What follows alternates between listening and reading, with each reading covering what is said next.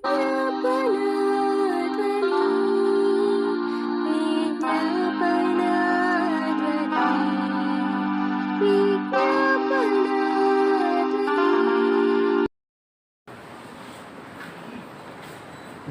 పరిశుద్ధ నామమునకు మహిమ ఘనత ప్రభావం కలుగుగాక. హల్లెలూయా. రెండు చేతులు కానుగా హల్లెలూయా హల్లెలూయా. మరల కొన్ని నెలల తరువాత దేవుడు తన అపారమైన ప్రేమ చేత కృప చేత తన కౌగిట్లో దాచిపెట్టి మన మీదుగా దాటి వెళ్ళిపోయిన కరోనా వైరస్ నుండి ఎంతగానో మనల్ని కాపాడి తన రెక్కల చాటులో భద్రపరిచి తన రెక్కల ఆరోగ్యాన్ని మనకిచ్చి ఈ రోజున దేవుని యొక్క సన్నిధిలో ఉండడానికి ఇచ్చిన దేవునికి మహిమ ఘనత ప్రభావాలు కలుగునుగాక. సంఘం అంతా ఆమేన్ అనాలి. ఓకే, రైట్, మంచిది. చదవబడిన వాక్య భాగంలోకి వెళ్దాం. మనందరం ఒక్కసారి మన స్వరం దేవునికి వినిపిద్దాం. హల్లెలూయా హల్లెలూయా హల్లెలూయా. ఓకే, రైట్, మంచిది. చదవబడిన వాక్య భాగంలోకి వెళ్దాం. మత్తయి సువార్త 5వ అధ్యాయము 1 నుంచి 8వ వచనములు చదవగా మనందరం కూడా జాగ్రత్తగా విని ఉన్నాము, చూసి ఉన్నాము.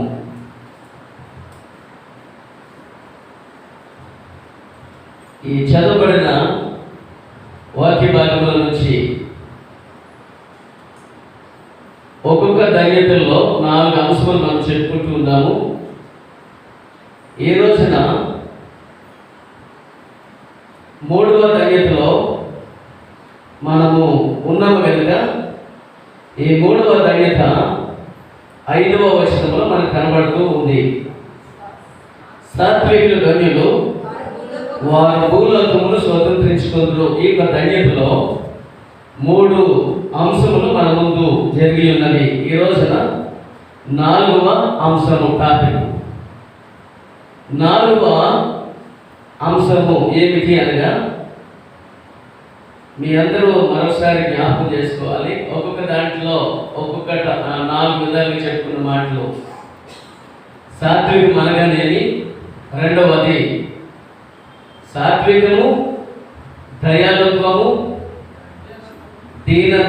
ఓర్పు, దీనత్వము అనేటువంటి వాటిలో వ్యత్యాసం ఏమిటి రెండవది. మూడవది పరిశుద్ధ గ్రంథంలో సాత్వికులు ఎవరున్నారు?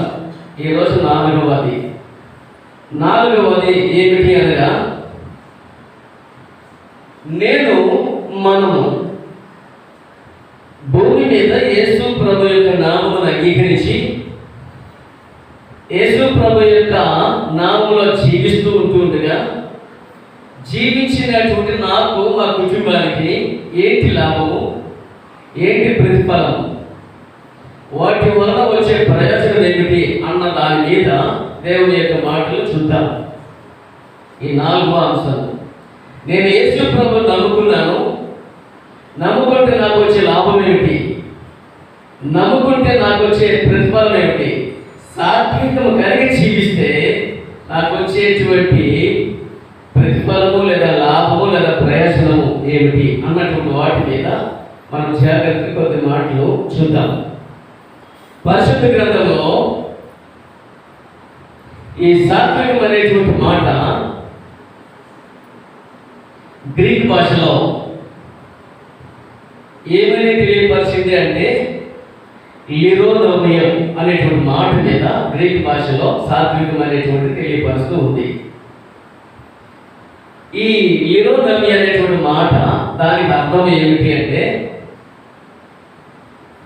ప్రత్యేకించబడ్డ లేదా ఏర్పాటు చేయబడిన లేదా హక్కుగా వచ్చబడిన లేదా దాచబడినది నేను పొందుతాను అనేటువంటి మాటలు దీనికి అర్థాలు కనబడుతూ ఉన్నాయి.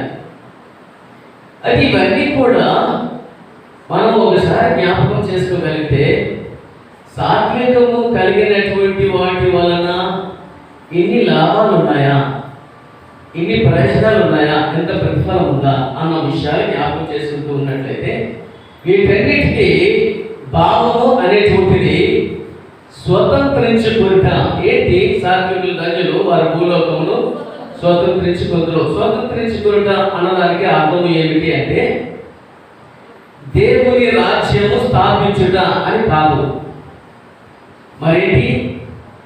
దేవుని యొక్క నామము పేరిట భూలోకంలో ఏ వ్యక్తి అయితే, ఏ కుటుంబం అయితే దేవుని నమ్మి సాత్వికంగా జీవిస్తున్నారో వారిలో నుండి దేవాది దేవుడు మహిమ పొందుకుంటున్నాడు. వారికి భూలోకంలో ఏ విధమైన లోటు ఉండదు అని దానికి అర్థం.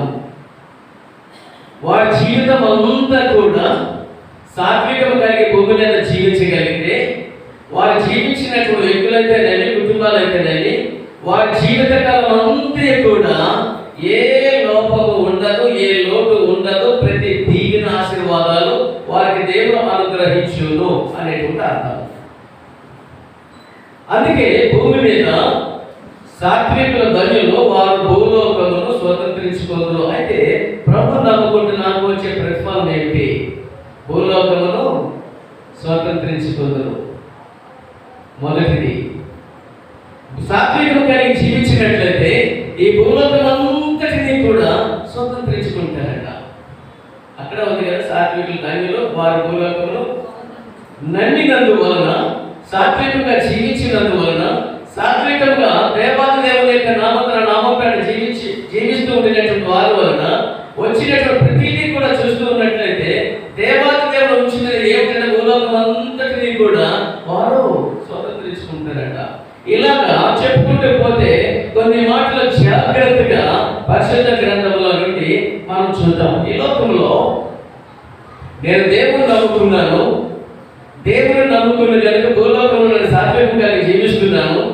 జీవిస్తూ ఉండినటువంటి నేను, నా భార్య, నా బిడ్డలు, నా కుటుంబం అంతా కూడా దేవతడు మా పట్ల ఏమి ఉంచాడో, ఏమి దాచి నేను పొందుకోగలుగుతున్నాను అన్నటువంటి ప్రశ్నలు మనకు ఎదురవుతూ ఉండినప్పుడు వాటికి సమాధానం పరిశుద్ధ గ్రంథం తేటగా చెబుతూ ఉంది. చూద్దామండి. మొదటి మాట కీర్తన గ్రంథం 37:11. కీర్తన గ్రంథము 37:11. దీనులు భూమిని స్వతంత్రించమా. గమనించండి, సాత్వికం అనడానికి మరొక పర్యాయ పదం ఏది అంటే దీనులు. పర్యాయం అంటే సమానమైన పదం ఏది అంటే దీనులు. దీనులు అనబడినటువంటి వారు భూలోకమంతటిని కూడా ఏం చేసుకుంటారండి? స్వతంత్రించుకుంటారు. అంత మాత్రమే కాదు, వాళ్ళు సుఖముగా జీవిస్తారు. ఆమేన్, హల్లెలూయా. దేవాది దేవుని యొక్క నామములో దీనులను పడినటువంటి ప్రజలైన వారందరూ కూడా జీవిస్తూ ఉండినటువంటి దినాలన్నిటి యందు కూడా వారి బ్రతుకంతా కూడా వాక్యం మీద ఆధారపడుతూ ఉంది కనుక ఆధారపడిన వారందరూ కూడా ఎలా ఉంటారంటే దేవాది దేవుని యొక్క దీవెనలు పొందుకుంటూ ఉంటారు, ఆశీర్వాదాలు పొందుకుంటూ ఉంటారు. అంత మాత్రమే కాదు, పండుకున్నప్పుడు, నిద్రపోయినప్పుడు, మేలుకున్నప్పుడు వారు సుఖముగా ఉంటారు అన్నటువంటి విషయాన్ని వాక్యం మనకి తేటగా రుజువు చేస్తూ ఉంది. దేవుడు నమ్ముకున్నటువంటి వారంతా కూడా సాత్వికులై ఉండాలని ప్రభు కోరుకుంటున్నాడు. ఈ లోకంలో సాత్వికులను పడిన వారికి భూలోకంలో ఉండే ఆశీర్వాదాలన్నీ కూడా ఇస్తున్నాడు. గమనించండి, సాత్వికమనగా దేవుని యొక్క రాజ్యము అని కాదు. సాత్వికమనగా భూలోకములో నీకు కావలసిన వాటన్నిటినీ కూడా దేవాది దేవుడు వాటిని ఉంచాడు అన్న విషయాన్ని జ్ఞాపకం చేసుకోవాలి. ఇక్కడ వాక్యం సెలవిస్తుంది, దీనిలో చదవండి, దీనిలో భూమిని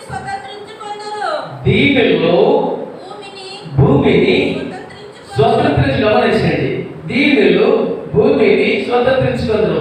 మరి భూమి అంతటినీ కూడా భూలోకంలో ఉండే భూమిని వారు స్వతంత్రించుకుంటున్నారంటే దేవుడిచ్చి గొప్ప ఆధిక్యత, దేవుడిచ్చి గొప్ప ధన్యత, దేవుడిచ్చి గొప్ప దీవెన. ఎందుకు అంటే వారు దేవుని యొక్క దృష్టిలో, వారి దేవుని యొక్క నామంలో, దేవుని యొక్క ఊపిరి వలన, దేవుని యొక్క జీవాత్మ వలన వారు జీవిస్తూ దేవునికి మహిమ తెస్తూ ఆ దీనులను ఈ లోకంలో జీవిస్తున్నారు కనుక దేవుడు ఇచ్చినటువంటి గొప్ప ఆధిక్యత ఏమిటంటే భూలోకంలో స్వతంత్రించుకుంటూ వారు సుఖించెదరు.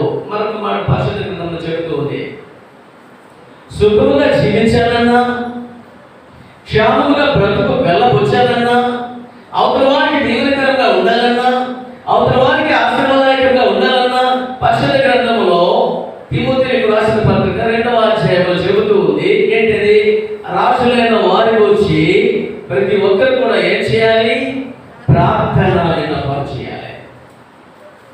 ఒక మనిషి, ఒక భార్య, వారికి ఇచ్చిన బిడ్డల కుటుంబం అంతా కూడా సుఖముగా జీవించాలన్నా, సుఖముగా జీవితం వెళ్ళబుచ్చాలన్నా, ప్రజలందరి కొరకు రాజులైన వారికి వచ్చి పరిపాలిస్తూ ఉండే నాయకుడికి వచ్చి విజ్ఞాపన చేసేటువంటి వారిగా ఉండాలి. అలా ఉండగలిగితే దీవులైనటువంటి వారి మీద దేవుని యొక్క కనుదృష్టి ఉంచి వారి జీవితం అంతా సుఖముగా వెళ్ళవచ్చు. కొంతమంది నోటి నుండి వచ్చే మాట ఏంటంటే, ఎంత కష్టపడినా సుఖము రావటం లేదు అంటారు. ఎంత జీతం వచ్చినా సుఖం అనేది ప్రాణానికి దొరకటం లేదు అనే వాళ్ళు ఉన్నారు. ఎంత ఆస్తి ఉన్నప్పటికీ కూడా కుటుంబంలో నెమ్మది లేదు అనే వాళ్ళు ఉన్నారు. ఎంత ఆరోగ్యంగా లేనప్పటికీ, ఎంత డబ్బున్నా సరే, ఈ లోకంలో పొందుకునేటువంటి ఏది లేకపోయినా దేవుడు ఇచ్చేటువంటి ఏమిటంటే నేనున్నాను నా దగ్గరికి రా అంటున్నాడు ఆయన. అందుకే ఆయన అంటాడు కదా, నేను సాత్వికుడను, దీన మనసు గలవాడును, నా యొద్దకు వచ్చి నా కాడిని తోసేయండి అన్నాడా? మరేమన్నాడు? మోయండి. నా కాడిని మోసిన తర్వాత అది ఎలా ఉంటుందంట? బరువుగా ఉంటుందన్నాడా? మానవుని యొక్క జీవితంలో అది తేలికగా ఉంటుంది. అలాగే మానవుని యొక్క బ్రతుకులోనికి దాన్ని ఆహ్వానించగలిగితే ఆశీర్వాదాలన్నీ నీవే స్వతంత్రించుకుంటావు. ఆమేన్, హల్లెలూయా. ఆశీర్వాదాలు నీ దగ్గరికి వచ్చినప్పుడు నీవు ఆహ్వానించాలి. ఆశీర్వాదాలు నీ దగ్గరికి సమీపిస్తూ ఉండేటప్పుడు వాటిని స్వతంత్రించుకోవడానికి నేను ఇష్టపడాలి. అంటే ఎలాగా? నేను దీనత్వము కలిగిన వాడిగా. ఎందుకు? ప్రభు చెప్తున్నాడు కదా, నేను సాత్వికుడను, దీన మనసు గలవాడును, నా యొద్దకు వచ్చి నేర్చుకోవాలని చెబుతున్నాడు. నా కాడి అంటే ఏంటి? అసలు దేవాదేవుని యొక్క నామంలో 2 అర్థాలు ఉన్నాయి. ఒకటి, పాలస్తీనా దేశంలో జరుగుతుండే సన్నివేశం ఏంటంటే, ఒకే ఒక ఎద్దు భూమిని చదును చేస్తూ ఉండేటప్పుడు దానికి ఒక రోలర్ను కట్టి దాన్ని ఈడుస్తూ భూములంతా కూడా చున్నంగా చేస్తూ ఉండేటువంటిది. అది మన దేశంలో ఒకసారి జ్ఞాపకం చేద్దాం. 2 ఎద్దులకు నాలుగు కట్టి 2 ఎద్దుల మధ్య పూజ, దాన్ని పూజ అంటారా? కాడిని చాలా వ్యవసాయం చేసే వాళ్ళకి తెలుసుకున్నారు. ఆ పూజని అంటే 2 భుజాల అంటే ఎడ్ల యొక్క భుజాల మధ్య పెడుతూ ఉండేటువంటి దానిని, బరువైన దానిని మోయుట అని అంటాం. దానిని ఈడుస్తూ ఉండేటప్పుడు కష్టపడితేనే ఆ వ్యవసాయదారుడికి ఏమొస్తుంది? ప్రతిఫలం పంట వస్తుంది. అది దున్నకపోతే, చదువు చేయకపోతే, కాడి మొయ్యకపోతే, కాడి ఏడ్చకపోతే ఆ వ్యవసాయదారుడికి ప్రతిఫలం అనేది దొరకదు. మరి ఈ రోజున ఆధ్యాత్మికంగా నీ జీవితంలోనికి వద్దాం, మన జీవితంలోనికి వద్దాం. నా కాడి సులువైనది. కాడి దేవుని యొక్క వాక్యము. దేవుని యొక్క వాక్యం సులువైనది కనుక, అది భారమైనది కాదు కనుక, ఆ సులువైన వాక్యం చేత పట్టుకొని నీవు అనుసరించగలిగితే, జీవించగలిగితే, దాంట్లో ఉండగలిగితే, దేవుని దేవునికి కనపరచగలిగితే ఆశీర్వాదాలన్నీ కూడా నీవే. ఆమేన్, హల్లెలూయా. నేను దేవుడను. ప్రభు మనకు మాదిరి చూపెడుతున్నాడు. ప్రభు మనకి మాదిరి చూపిస్తున్న ప్రకారంగా మనం అవతల వారికి మాదిరి చూపించాలి. అవతల వారిని ఆకర్షించే రీతిలో దేవుని యొక్క క్రియలు వారి ముందు కనపరచాలి. మొదటి మాట చదువుకునే కదా, దేవులైన వారి భూమిని స్వతంత్రించుకుంటే అంత మాత్రమే కాదు, వారు సుఖముగా జీవిస్తారు, సుఖించేదారు. ఒక 2వ మాటలోకి వెళ్దాం. 2వ మాటలోకి వెళ్దాం అండి. సామెతల గ్రంథము 14:30.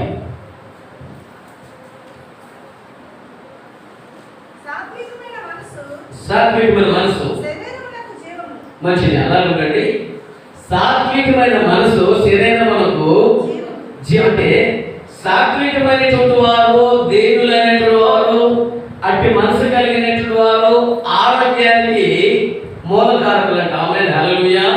వాక్యం సెలవిస్తుంది, ఆరోగ్యదాయకమైనటువంటి మనసు ఎవరికైతే ఉందో,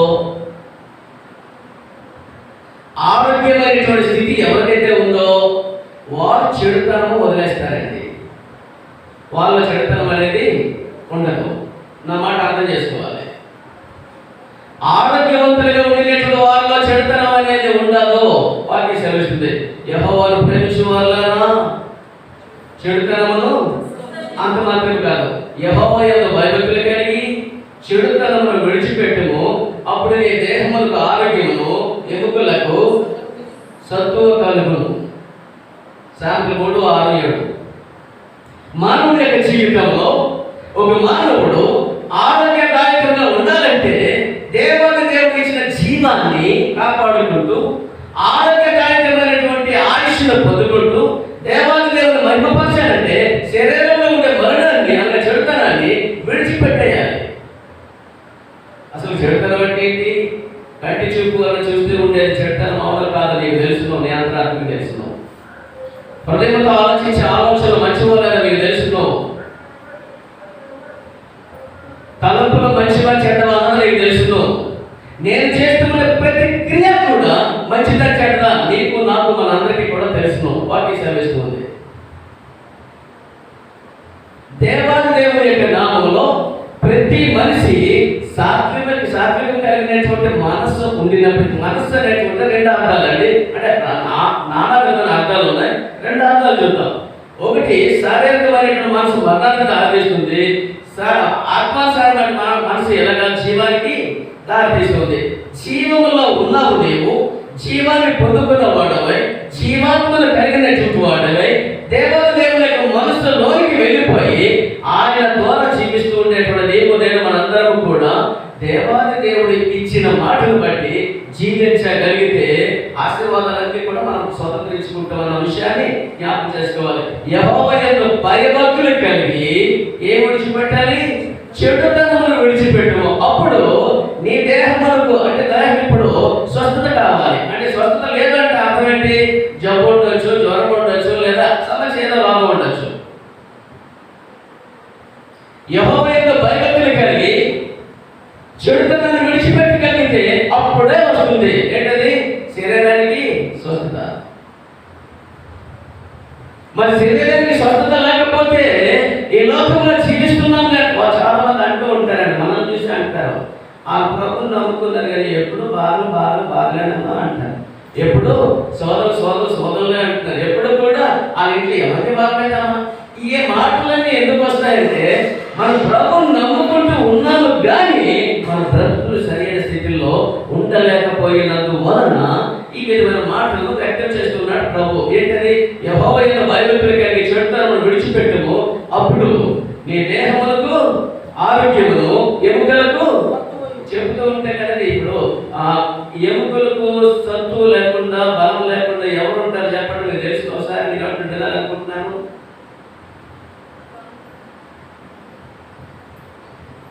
శరీరంలో కాల్షియం లేకపోతే ఎముకలను ఏం చేస్తే అంటారు?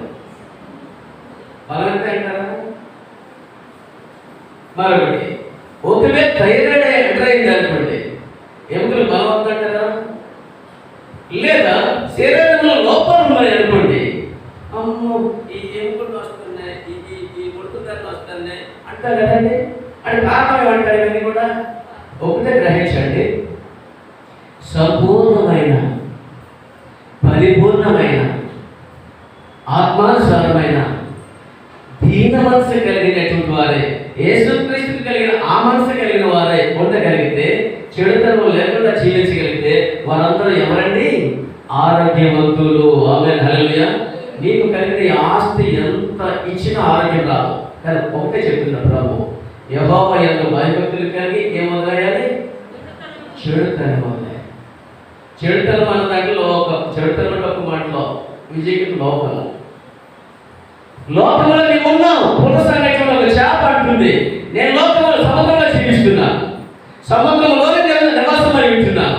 సముద్రంలో ప్రతి విధమైన ఆహారాన్ని సంపాదించుకుంటున్నాను.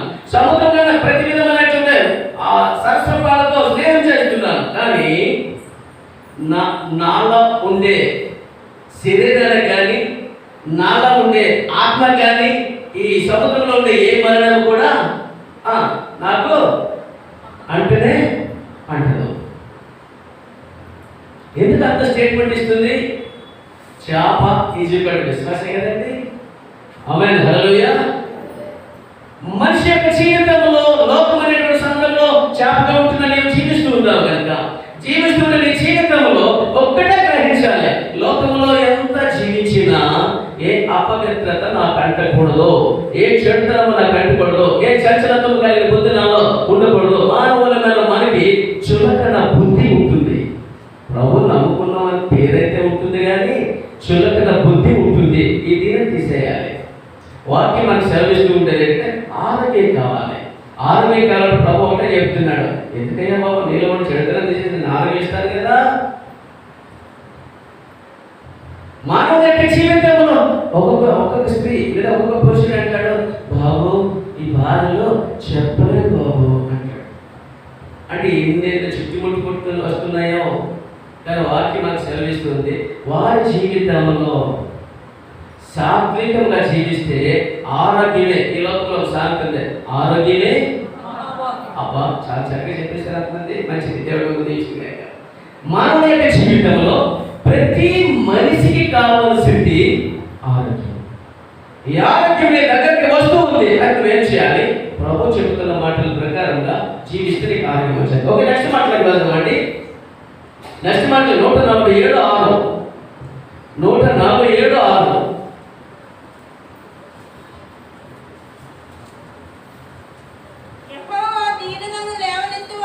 ఆమేన్, చదవండి. యెహోవా దీనులను లేవనెత్తువాడు. అంటే అర్థం ఏంటి? సాత్వికము కలిగినటువంటి వారికి, దీన మనసు కలిగినటువంటి వారికి, ఆయన నామమును స్వీకరించిన వారికి, ఆయన ఆజ్ఞల ప్రకారం నడుచుకుంటే వారందరికీ కూడా దేవుడు ఎలా ఉన్నాడంటే అండగా ఉన్నాడు. ఆమేన్, హల్లెలూయా. అంటే వారు ఏం చేస్తాడు? దీనిలో ఉండడానికి వీల్లేదు. వారు ఉన్న స్థితిలో నుంచి, వారు ఉన్న పరిస్థితుల నుంచి ఏం చేస్తాడండి? ఒక్కొక్క వ్యక్తిని అప్పుడప్పుడు చూసేటప్పటికి చాలా నీరసంగా ఉండే వాళ్ళు ఉన్నారు, చాలా ఆర్థిక పరమైన నీరసంలో ఉండేవారు ఉన్నారు, చాలా ధనం లేని పరిస్థితిలో ఉంటారు. మరొకసారి చూసేటప్పటికి వారి ఆరోగ్యం కుదిరిపడిపోతాయి, వారి ఆస్తిపాస్తులు పెరిగిపోతాయి, బిల్డింగ్లు పెరిగిపోతాయి, సమస్తము కూడా పెరిగిపోతాయి. అప్పుడు ఏమంటాడు చూసే వ్యక్తి? అదే మొదటిసారి చూసేటప్పుడు వెళ్ళుకున్నాడు, ఇప్పుడు చూసేటప్పుడు వెళ్ళుకున్నాడు అంటే అర్థం ఏంటి? దేవాది దేవుని యొక్క ఆశీర్వాదము. ఆమేన్, హల్లెలూయా. దీనులను అన్ని అలా ఉండడానికి లేదు. వెంట గొప్ప మీద నుంచి లేవనెత్తి దేవుని కలిగి ఉన్న నీ జీవితంలో నీ కార్యాలు జరగాలి. ఎందుకు తెలుసా? ఆయన నమ్ముకున్న నీవు అలా ఉండిపోవడానికి వీలు లేదు.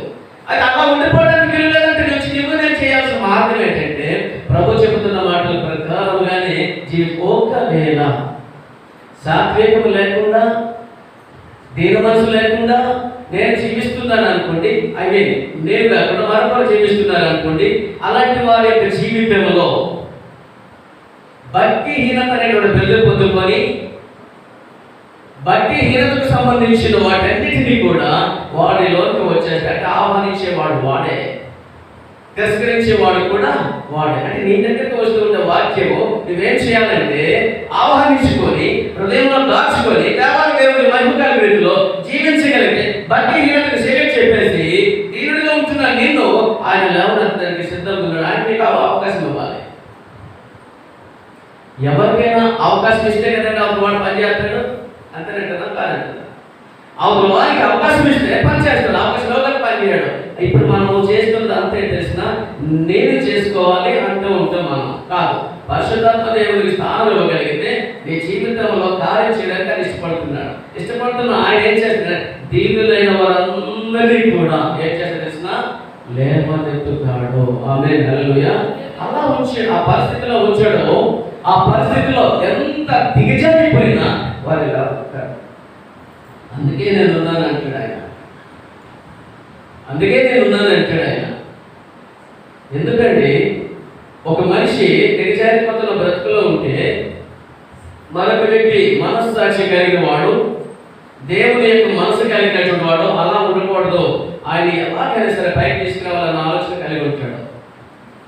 మరి ఒక మనిషి అలా కలిగి ఉండేటప్పుడు దేవాది దేవుడు ఇంకెంతగా ఆలోచన చేయాలని పట్ల మానవుని యొక్క జీవితం. అందుకేనండి ఆయన అరచేతుల్లో మనలందరినీ కూడా ఏం చేసుకుని వాడుకున్నాం కదా, చెట్టుకొని చెంకన పెట్టుకొని ఎత్తుకొని ముద్దాడి ఎంత అవసరం ఏర్పడిందంటారానికి. నువ్వు ఎలా పోతే ఆయనకి ఎందుకు?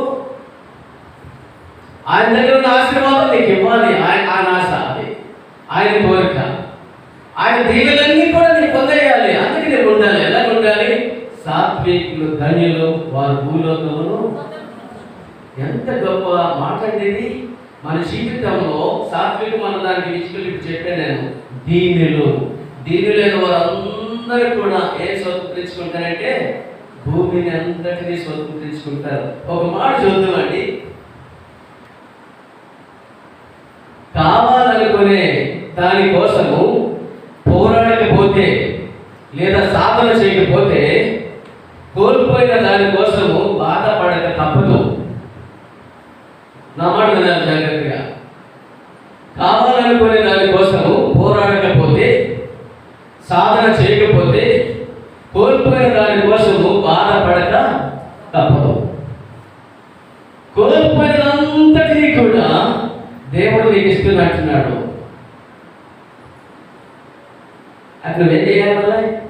బతుకోవడానికి ఇష్టపడాలి, సంపాదించుకోవడానికి ఇష్టపడాలి. అంటే వాక్యమును సాధనము చేసుకుంటూ, సాధన అనే మాట ఎక్కడైనా చెప్పండి మీ చదువుల్లో. సాధన అనే మాట ఎక్కడ కనబడుతుంది చెప్పండి. చదువుతున్న పిల్లల్లో ఆ వారి తరగతుల్లో లెక్కలలో కనబడుతుంది సాధన అనే మాట. ప్రతి మనిషి కూడా ఈ వాక్యము విని సాధన చేయకపోతే, నెమ్మది చేసుకోకపోతే ఆశీర్వాదాలు అనేవి మనకి దూరం అయిపోతాయి, బాధపడిపోతాం.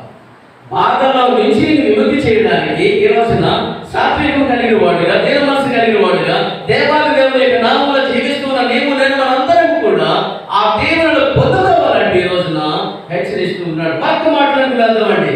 పక్క మాటలకు వెళ్దాం. యెషయా గ్రంథము 29:19. యెషయా గ్రంథము 29:19. అమ్మా,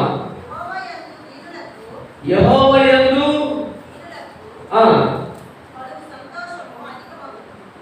యెహోవా యందు కలిగినటువంటి దీనులైనటువంటి వారికి సంతోషము ఎంతెంత కాదు. యెహోవా యందు భయభక్తులు కలిగినటువంటి వారికైతేనేమి, యెహోవా యందు సాత్వికత కలిగినటువంటి వారికైతేనేమి, దేవుని యందు దీన మనసు కలిగినటువంటి వారికైతేనేమి కలిగినటువంటి అత్యధికమైన సంతోషము ఎంతెంత కాదు. మరి ఎంతెంత? అది దేవుడికే తెలుసు. ఆమేన్, హల్లెలూయా. మానవ యొక్క జీవితంలో వారి సంతోషం కుటుంబం అంతటికి కూడా వస్తుంది. వాక్యం మనకి సెలవిస్తూ ఉన్న దాని ప్రకారం భక్తులు పాడుతూ ఉంటాడు. ఈ సంతోషము నీకు కావలినా, ఈ సంతోషము నీకు కావలినా, ఈ సంతోషము నీకు కావలినా, నేడే యేసు నొద్దకు రమ్ము, నేడే నొద్దకు రమ్ము, సంతోషమే సమాధానమై, సంతోషమే సమాధానమై. Thank you. మానవుని యొక్క జీవితంలో ఈ సంతోషము కుటుంబం అంతటికీ కూడా, కుటుంబంలో ఎంతో మంది ఉండొచ్చు, 4 ఉండొచ్చు, 5 ఉండొచ్చు, 6 ఉండొచ్చు, కానీ అందరికీ సంతోషం రావాలంటే వీడు వాళ్ళ అమ్మకలనే ఉంటాడండి. నా మాట ఏ పరిస్థితులు వినడండి అంటారు ఒకరు, మరొకరు అంటారు వీడు వాళ్ళ నాన్న మాట వింటాడని నా మాట వింటాడంటారు మరొకరు. వాళ్ళందరూ అడగండి, ఈ ఇద్దరు కూడా మా మాటలు వినడండి అంటారు మరికొంతమంది. మరికొంతమంది ఏమంటే వీడు దేశానికి నవ్వడండి అంటాడు మరొకడు. అంటే ఈ మాటలను ఎందుకు చెబుతున్నానంటే వారి యొక్క జీవితంలో సంతోషం రావాలంటే ఏమి లేదంటారు? వాక్యం ఉందంటారా? జీవము వారిలో ఉందంటారా? సాత్వికం కలిగిన మనసు వారిలో ఉందంటారా? ఈ రోజు వాక్యం నేను సెలవిస్తూ ఉంది. దీనుడుగా, సాత్వికుడుగా, దీన మనసు కలిగిన వాడుగా, జీవము కలిగిన వాడుగా, దేవుడిస్తూ ఉండేటువంటి మాటల ప్రకారంగా సంతోషము కలగాలన్నా, సమాధానము కలగాలన్నా, దేవుని దీవెనలు కలగాలన్నా, దేవుని ఆశీర్వాదం కలగాలన్నా, దీని కొరకై ఉంచబడినవన్నీ నీవు పొందుకోవాలన్నా సరే ఏం కావాలి అంటే భూమి మీద సాత్వికుడిగా ఉండాలి. గతంలో చెప్పుకున్న గత వారంలో మోషే సాత్వికుడై ఉన్నాడు. ఇక్కడ ఎందు గతంలో చెప్పుకున్నాం కదండి. భూమి మీద ఉన్న వారందరిలో మిగిలి గత వారంలో చెప్పుకున్నాం. అంటే ఇలా కాకుండా మీకు మెసేజ్ ద్వారా మోషే మిగిలి సాత్వికుడు. అంత మాత్రమే కాదు, ఆ సాత్వికుడైన వారికి దేవుడు ఇచ్చే గొప్పతనం ఏమిటంటే తన ఇల్లంతటిలో నమ్మకస్తుడు. ఆమేన్, హల్లెలూయా. ఈ రోజున ప్రభు యొక్క నామములో జీవిస్తున్న నీవు నేను మనందరం కూడా ఇప్పుడు చదవబడిన వాక్యంలో 140 ఇప్పుడు చదవబడిన వాక్యంలో యెషయా గ్రంథం 29:19లో వారి కుటుంబానికి వారికి సంతోషం కలగాలి అంటే ఏం చేయాలని చెబుతున్న వాక్యము చదవండి. యెహోవా యందు దీనులకు కలుగు సంతోషం ఏమవుతుందంట? అంతంత అంటే మెట్టు అధికమవుతుంది. ఒక మనిషి యొక్క దీవెన, ఒక మనిషి మీదకి వస్తున్న దీవెన కానీ, ఆశీర్వాదములు కానీ, ఆయుష్ కానీ అంతంతకు ఏం చేయాలి? అభివృద్ధి అవ్వాలి. అంతకంతకు క్షీణించిపోకూడదు. ఒక మాట చెప్తాను నేను. అంతకుముందు నిన్నాడు వారిని కాకుండా అంతకుముందు చెప్పిన మాట ఇది. దావీదు సాత్వికుడై, దీన మనసు కలిగిన వాడై, దేవాది దేవుని యొక్క నామములో జీవిస్తూ ఉంటుండగా, దేవుడు మాటలు చెప్పడం ప్రకారంగా దేవునికి ఆ దావీదు ఇష్టమైనందువలన, ప్రీతిగా ఉండినందువలన, దేవాది దేవుడు తెలియపరిచిన మాటల ప్రకారంగా ఆయన జీవిస్తూ ఉన్నాడు కనుక ఆయన పొగడబడుతూ ఉండే మాట ఏమిటంటే ప్రజల చేత 10,000 కొలది అంటూ అభిషేకం పొందినటువంటి సౌలు రాసు దినదినము కూడా భక్తులు అయితేనేమి, పరిపాలనలో అయితేనేమి, ప్రజలను నడిపించట్లో అయితేనేమి, దొంగెత్తుల వేటంలో అయితేనేమి క్షీణించిపోయినందు వలన దినదినము కూడా అంతకంతగా కూడా ఆయన నేర్చిపోతున్నాడు. దానికి చెప్పేది ప్రభు ఆయన 1000 కొలది, ఈయన 10,000 కొలది ఏం చేస్తున్న ప్రజల ద్వారా పొగడబడుతూ ఉన్నారు. పొగడబడుతూ ఉన్న దాన్ని బట్టి ప్రభు ఏం చేశాడంటే ఆయన పదవికి ఊసి చేసి ఈయన పదవికి ఆశీర్వదించాడు. ఆమె హల్లెలూయా. అక్కడ అంటున్నాడు, ఈయన అంతకంతకు నీరశీలను, ఈయన అంతకంతకు ఒత్తిడిను. ఆమె హల్లెలూయా. ఒక మనిషి క్రైస్తవుడిగా మనము భక్తిలో అయితేనేమి, ఆశీర్వాదాలు అయితేనేమి, దీవుల్లో అయితేనేమి, ఆశలు అయితేనేమి ప్రతి దాంట్లో కూడా అంతకంతకు ఏమవ్వాలి? అధికమవ్వాలి, అభివృద్ధి అవ్వాలి. ప్రభు నమ్ముకున్నాం కానీ ఏంటమ్మా ప్రభు ఎలా చేశాడు? మానవుని యొక్క బలహీనమైన మాటలు ఇవి. ప్రభుకి ఎవరికి అన్యాయము చేయడు. అన్యాయస్తులం ఎవరికి మనమే. ప్రభు అంటున్నాడు, అధికమైన సంతోషం మీ కుటుంబానికి రావాలంటే ఒకటే చేయాలి. అదేంటది? నేను దీనుడుగా, దీన మనసు కలిగిన వాడిగా. అందుకే అంటాడు ఆయన, క్రీస్తు యేసుకు కలిగిన ఈ మనసును మీరు కలిగి ఉండొద్దు అన్నాడండి కదండి. కలిగి ఉండాలి. మనం విడిచిపెట్టేస్తున్నాం. విడిచిపెట్టకుండా ఏం చేయాలంటే దాన్ని గట్టిగా చేత పట్టుకోవాలి. చేత పట్టుకోకపోతే దేవాది దేవుడు ఏం చేస్తాడు తెలిసిన? ఏం చేస్తారు? ప్రస్తుతం వాళ్ళు ఉండేటువంటి కాలంలో మాత్రమే సంతోషం దొరుకుతుంది. వర్తమాన కాలంలోనే నీ జీవితానికి సంతోషం కలుగుతుంది. భూతకాలంలో ఏం జరుగుతుంది అంటే దేవాది దేవుడు దాచి ఉంచినటువంటి వాటిని జ్ఞాపకం చేసుకుంటూ ఉన్నట్లయితే, బాధపడుతూ ఉండేటువంటి కాలాన్ని గుర్తు చేసుకుంటే ఆ బాధ నుంచి ఇప్పుడు నేను విడుదల పొందాలి. అయితే ఏం చేయాలంటే దేవుని యొక్క నామంలో రాబోతుండేటువంటి కాలంలో ఎక్కడ ఏది ఆలోచించి వాటికి అంటే నేను ఎలా జీవించాలి, నేను ఎలా బ్రతకాలి, దేవుళ్ళు ఎలా ఎదగాలి అని ఆలోచించే వాడికి దేవుని భయం ఉంటుంది. ఆమేన్, హల్లెలూయా. నేను భవిష్యత్తులో ప్రస్తుత కాలంలో ఉండేటువంటి వారికి భయం ఉండదండి. ఎలా ఉంటుంది? సంతోషంగా ఉంటుంది. దేవుడు నాకు ఇచ్చిన వాటన్నిటిని బట్టి నేను సంతోషిస్తాను అనుకుంటాడు వాడు. అంటే గతంలో జరిగిన సంఘటనలు ఏంటంటే వాటిని బట్టి బాధ అనుభవించేవాడుగా ఉంటాడు వాడు. ఆ బాధను బట్టి గతంలో నేను బాధను అనుభవించాను కానీ ఇప్పుడు వాక్యం చెబుతున్న దాని ప్రకారం ఇప్పుడు నేను బాధ అనుభవించడానికి వీలు లేదు. అది ఏం చేయాలి? నేను ఎలా ప్రభువులు నడవాలి, నేను ప్రభువులు ఎలా ఎదగాలి, నేను ప్రభువుని బట్టి ఎలా ఆనందించాలి, ప్రభువుని ఎలా ఆనందింప చేయాలి అని ఆలోచించిన వాడికి దేవుని భయము ప్రతిరోజు ఉంటుందండి. అంటే వాడు పరీక్ష చేసుకుంటాడు. ఏ పరీక్ష? స్వపరీక్ష. నేను దేవుల్లో ఎలా ఎదుగుదల పొందుతున్నానో లేదా దిగజారిపోతున్నానా? మానవుడు అలా గ్రహించగలిగితే, మానవుడు అలా ఆలోచించగలిగితే నీ జీవితంలో అత్యధికమైన సంతోషము దేవుడు నీకు నీ కుటుంబానికి కూడా ఒక మాట చెప్పేసి చూపిస్తాను వాక్యాన్ని. కీర్తన 22:25. కీర్తన 22:25. దీనులు భోజనము చేసి తృప్తి పొందెదరు.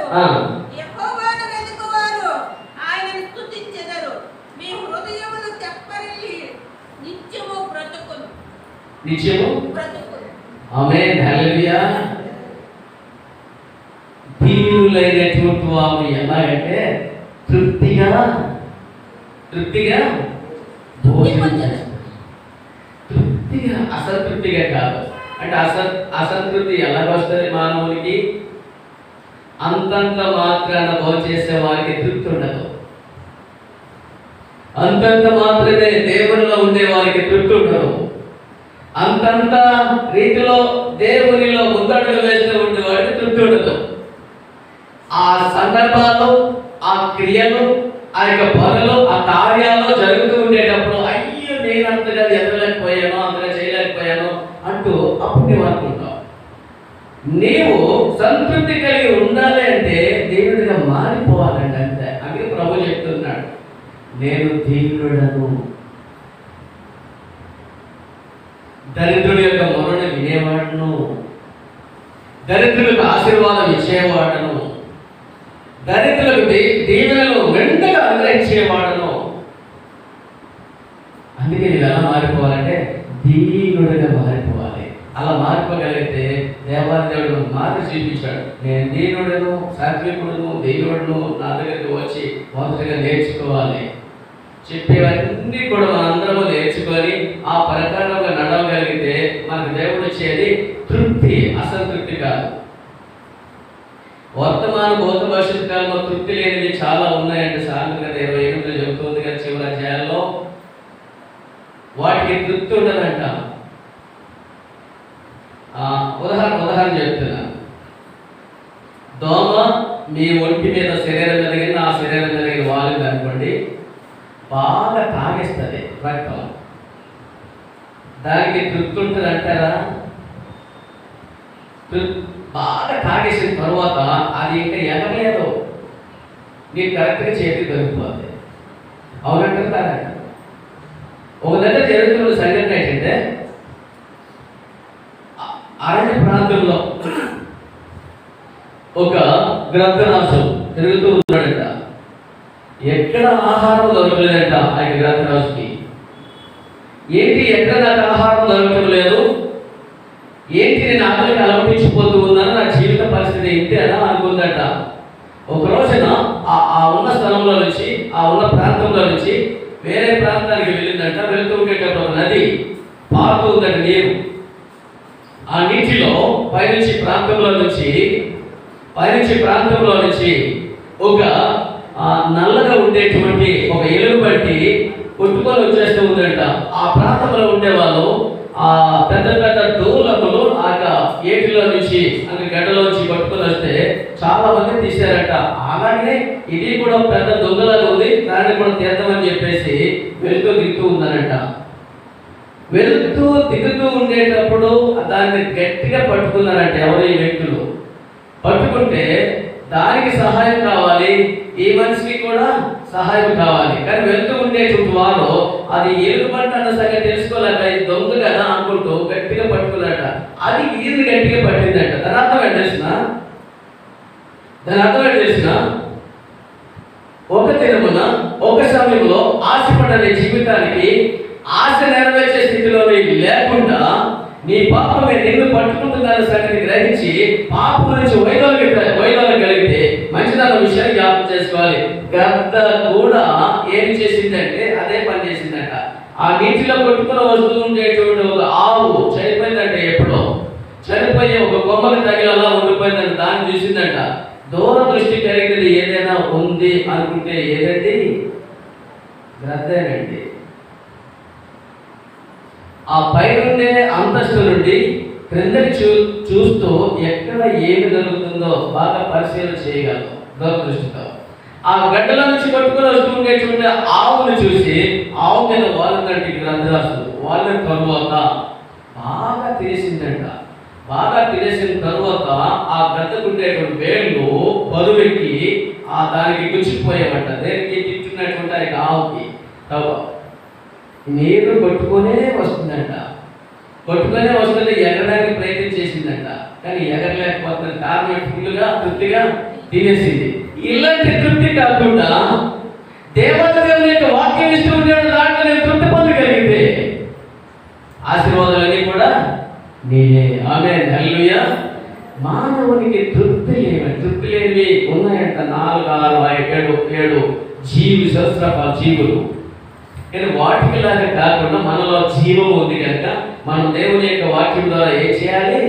తృప్తి పరచబడాలి. ఆమేన్, హల్లెలూయా. దీనులైన వారు తృప్తిగా భోజనము చేసేదారు. తృప్తిగా అంటే తృప్తిగా రోజుకి మరి మనందరం కూడా వాక్యం చదువుతున్నామో లేదో, ప్రార్థన చేస్తున్నామో లేదో, తృప్తిగా ఏ రోజు నేను చదవలసిన దానికంటే ఎక్కువ చదివాను, దేవునికి మహిమ కలుగునుగా. కానీ హల్లెలూయా. ఏమ్మా ఈరోజు వాక్యం చదివావా? ఈరోజు డ్యూటీకి ఆలస్యం అయిపోయిందండి, నేను చదవలేకపోయాను అంటాం కదండి. డ్యూటీకి ఆలస్యం అయిపోయిందని సరే చెప్పగలరేమో కానీ దేవాదేవుని దగ్గర చెప్పలేని మాట. తృప్తిగా చదవాలంటే నీవేం చేయాలి తెలిసిన? నిజమే నామముగా స్వపరిచ చేసుకోవాలి. నిజమే నేను ఈ రోజున ఖచ్చితంగా వాక్యం చదవాలి, ఖచ్చితంగా ప్రార్థన చేయాలి, ఖచ్చితంగా లేవాలి, ఖచ్చితంగా దేవుని మహిమపరచాలి, ఆయనతోనే ప్రారంభించాలి, ఆయనతోనే ముగించాలి అని అనుకోగలిగితే నీ జీవితంలో ఆశీర్వాదాలకు పొదుపులేదు. ఆమేన్, హల్లెలూయా. సాత్వికులు ధన్యులు, వారు భూలోకమును స్వతంత్రించుకోవాలి. ఈ రోజున వాక్యం ఇచ్చిన మన జీవితాల్లో ప్రభువా నీ జీవం నాలో ఉంది, నీ ఊపిరి నాలో ఉంది, అందుకే నేను జీవిస్తూ ఉన్నాను. నేను స్వపరిచ చేసుకోవాలి.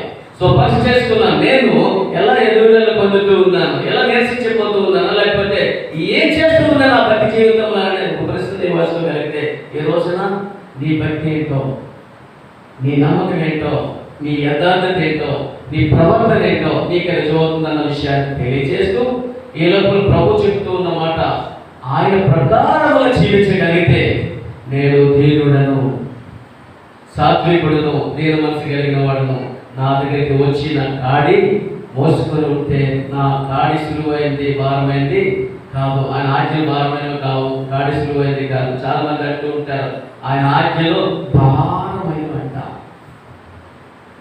కాదు అని అంటారు. ఒక మాట ఏమంది వేసుకో చాలా మంచివాడు కానీ అవి పాటించలేమంటే అంటారు. అందులో అంటారు అవి తెలియదు కనుక. మరి ప్రభు నన్ను నీవు నేను మనందరం కూడా అవి భారమైనది కాదు. నిజంగా కొంచెం మాటలు వచ్చిన వాటిని స్వతంత్రించుకొని వాటిని పొందుకొని ఆ ప్రకారంగా జీవించగలిగితే ఆశీర్వాదాలన్నీ నీదే, నీ కుటుంబానికి దేవుడు అనుగ్రహించి నడిపించుగాక. ఆమె ప్రార్థించాలి.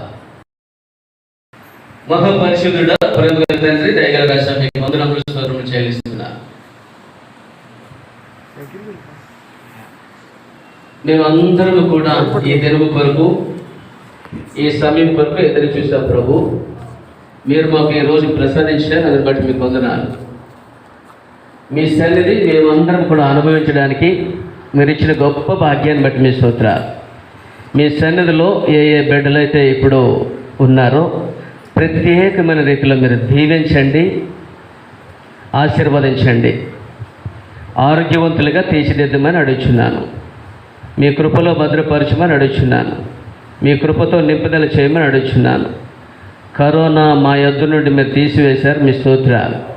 ఏ విధమైన విపత్తులు రాకుండా మీకు కంచి వేశారు, మీ స్తోత్రాలు. మీ రక్తాన్ని ప్రోక్షకరించారు, అందుని బట్టి మీకు వందనాలు. మాలో మీరున్నారు, మాతో మీరున్నారు, మా కుటుంబాల్లో మీరున్నారు, అందరిని బట్టి మీ స్తోత్రాలు చెల్లిస్తున్నాను. ఆరోగ్యం లేని వారికి ఆరోగ్యం దయచేయండి. సమస్యలో ఉండే వారి యొక్క సమస్యల నుంచి విడిపించండి. బాధల్లో ఉండే వారి యొక్క బాధల నుంచి మీరు తప్పించండి. ప్రతి ఒక్క బిడ్డకు సంపూర్ణమైన స్వస్థత దయచేయమని అడుగుచున్నాను. చిన్న బిడ్డలను బట్టి మీ స్తోత్రాలు ప్రభు. వారికి ఏ విధమైన అపాయము కలుగకుండా మీరు రెక్కల చోట్ల భద్రపరచండి. ఆ బిడ్డల్లో మీరుండి ఆరోగ్యము, శక్తి, బలమును దయచేయమని అడుగుచున్నాను. యవ్వన బిడ్డలను బట్టి మీ స్తోత్రాలు చెల్లిస్తున్నాను. వారు చదువుతున్న చదువుల్లో, ప్రయత్నాలు చేస్తున్న ఉద్యోగాలలో, పనిపాట్లలో అన్నిటిలో కూడా మీరుండి సహాయం చేయమని అడుగుచున్నాను. వివాహముల కొరకు ఎదురు చూస్తున్న బిడ్డలకు మార్గాలు సరళం చేసి భాగస్వాములను అనుగ్రహించి మహిమ పొందండి. బిడ్డల కొరకు ఎదురు చూస్తూ ఉండే వారిని మీ చేతులకు అప్పగిస్తున్నాను.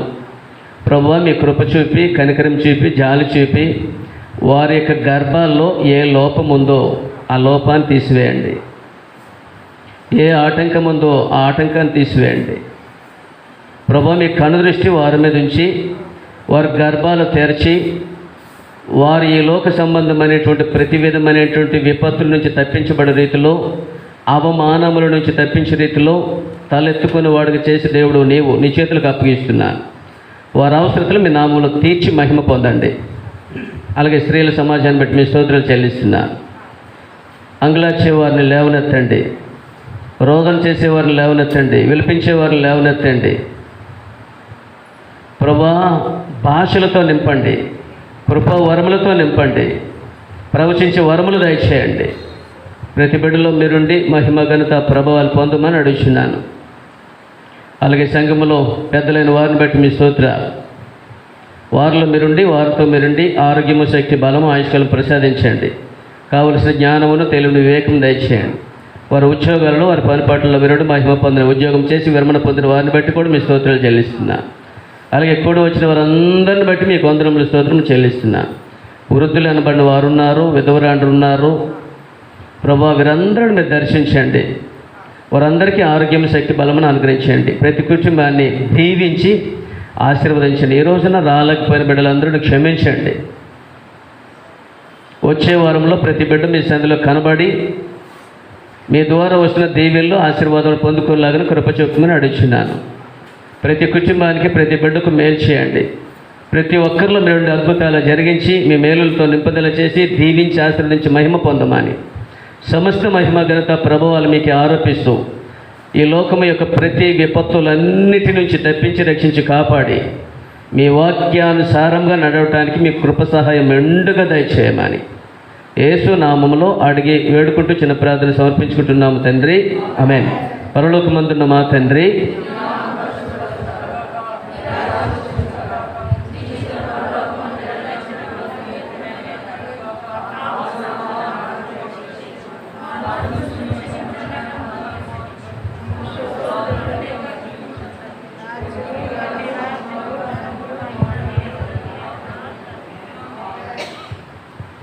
సమస్త జ్ఞానమునకు మించిన దేవుని యొక్క సమాధానము,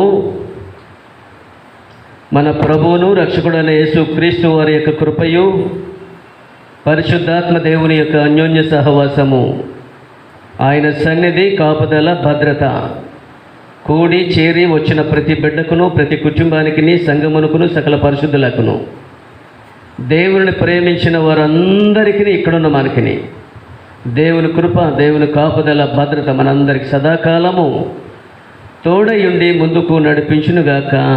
ఆమేన్.